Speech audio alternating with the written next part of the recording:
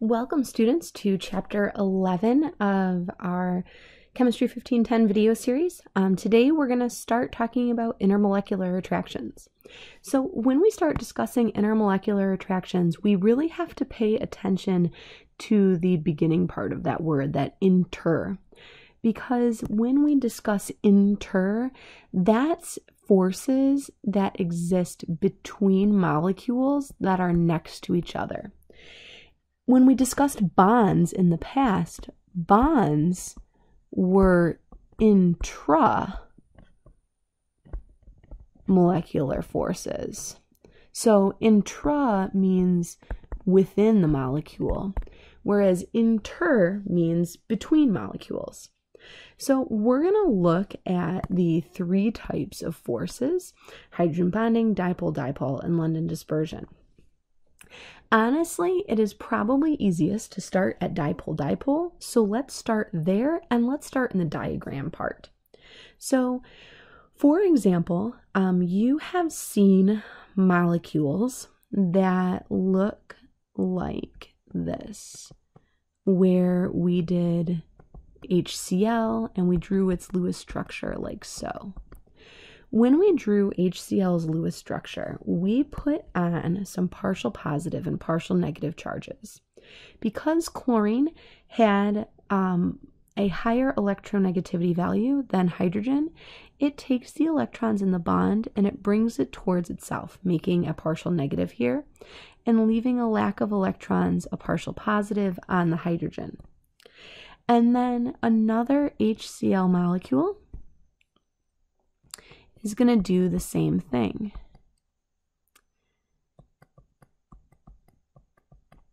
And so this HCl molecule has a partial positive here and a partial negative here. And if we kind of draw the way the electrons are distributed around these, there's more electrons around the chlorine than there is the hydrogen. So I'm drawing like a bigger cloud of electrons like so. And what we'll find is the partial positive on the hydrogen is going to be attracted to the partial negative on a neighboring chlorine. This attraction is a dipole-dipole force. So dipole-dipole forces are attractions between molecules. Oh, goodness gracious.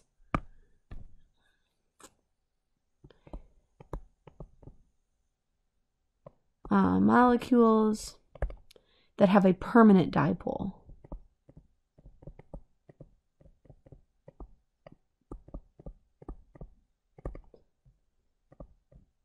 Okay, so two things. One, what is a dipole? A dipole is when you have part of your molecule having a partial positive side and part of your molecule having a partial negative side, right? So two dipoles, positive, negative. Permanent meaning that when you would classify this molecule as a polar or nonpolar molecule, you would call this a polar molecule, and that part would never change. So let's scooch over to hydrogen bonding and do that one next, and then we'll finish with London dispersion. So hydrogen bonding is another type of intermolecular force that happens between molecules that have a permanent dipole. But it is a very strong intermolecular force, which I'm going to abbreviate intermolecular force as IMF for the sake of time and space. So very strong intermolecular force, and specifically a dipole-dipole force. So it's a whole nother class of dipole-dipole forces. I'm going to make that look prettier.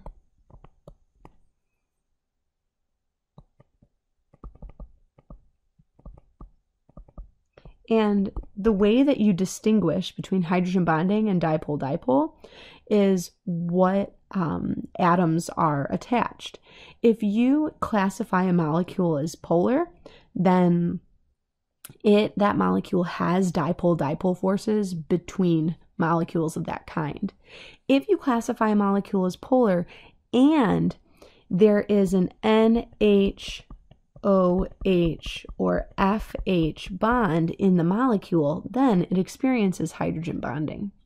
So hydrogen bonding, again, is just a very strong dipole-dipole force.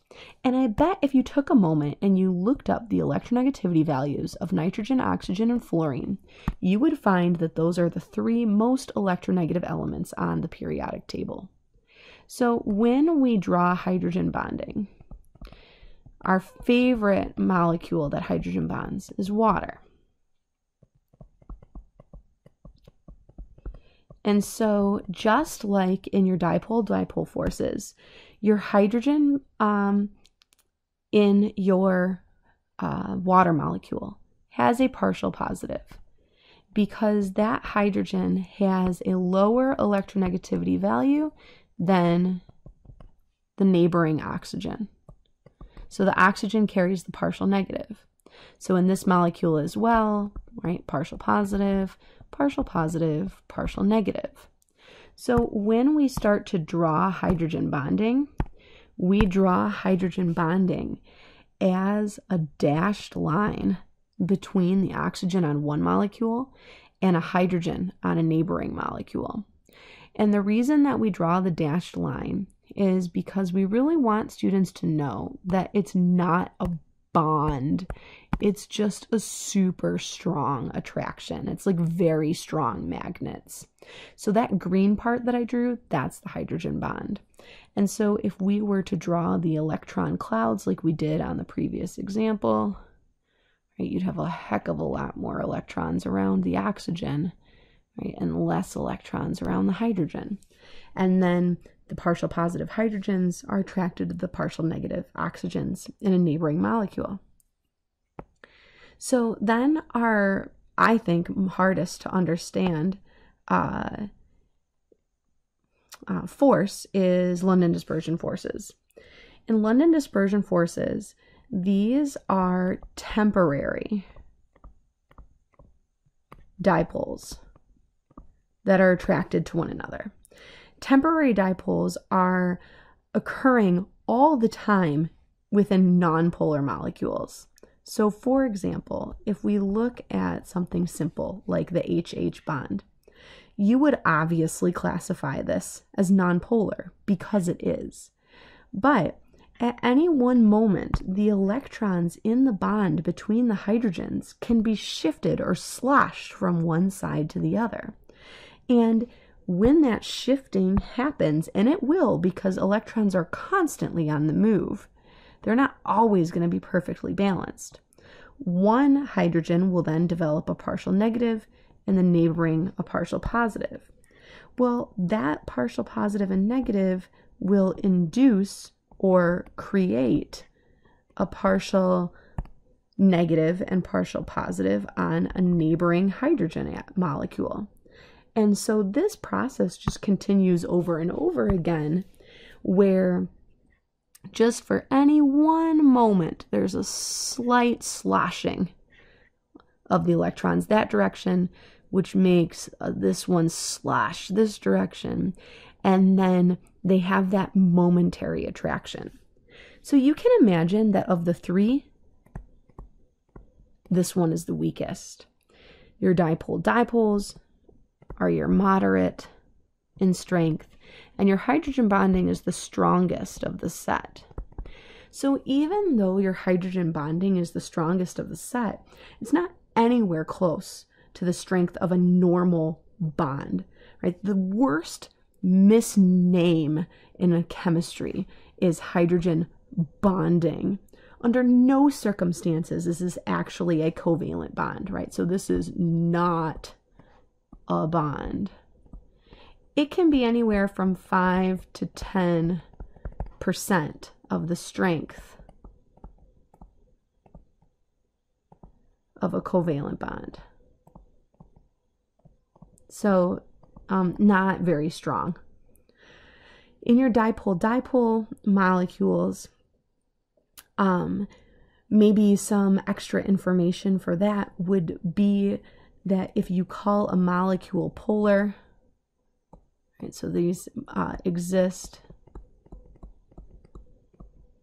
between polar molecules. And of course, that is also true for hydrogen bonding, as long as there's an NH, OH, or FH present. And then in your London dispersion forces, these are temporary attractions, and they happen in all molecules. So even something that exhibits hydrogen bonding also exhibits London dispersion. We just usually don't take the time to mention it because hydrogen bonding is so much stronger than London dispersion. So let's end with an application and talk about how this affects the distance between molecules. So here's a quick example. Which molecule exhibits a stronger intermolecular attraction? So first I want you to look at this one and tell me, is this a polar or nonpolar molecule? It might be hard for you to do because you notice there's a heck of a lot more atoms in this molecule than there is the ones that you did in your molecular models lab. But you got all carbon-carbon, which is nonpolar. You got all carbon-hydrogen, which is nonpolar, and no lone pairs, which means nonpolar. Over here, this one's missing a little lone pair here. And so, like how in your molecular models lab, you called this polar because you had CH, which was nonpolar, and CCl, which was polar, and you had a tug of war that was winning going this direction. You have something similar here, except now you got a little H off to the side, which doesn't affect really anything at all. And so what you're seeing is your CH this way, and this way is not polar, but your CO is absolutely polar. And so that oxygen's pulling electrons its direction. That oxygen's also pulling electrons from the hydrogen its direction. And so we are seeing overall a polar molecule that has an OH bond. So this means this one can hydrogen bond. So this one experiences hydrogen bonding. This one experiences London forces. And we said that hydrogen bonding is stronger, and so that one's going to have the stronger attractions. So let's just wrap up really quick talking about how distance plays into this. So when you have very strong attractions, you tend to have solids, because if you have very strong magnets, those magnets are going to be close to one another. And think about the strength of the attractions being like little magnets. So you got strong magnets, you tend to have solids.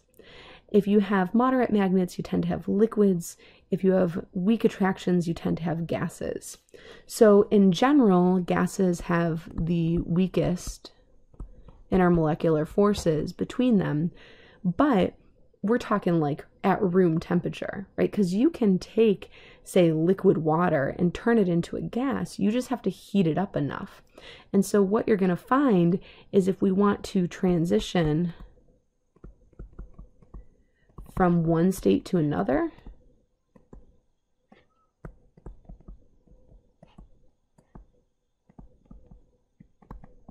then energy just needs to be added or removed.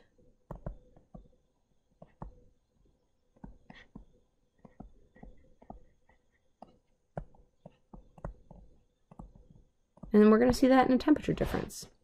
So we will stop there with intermolecular forces, and in our next video, we will pick up where we left off. Thanks so much. Katoni signing out.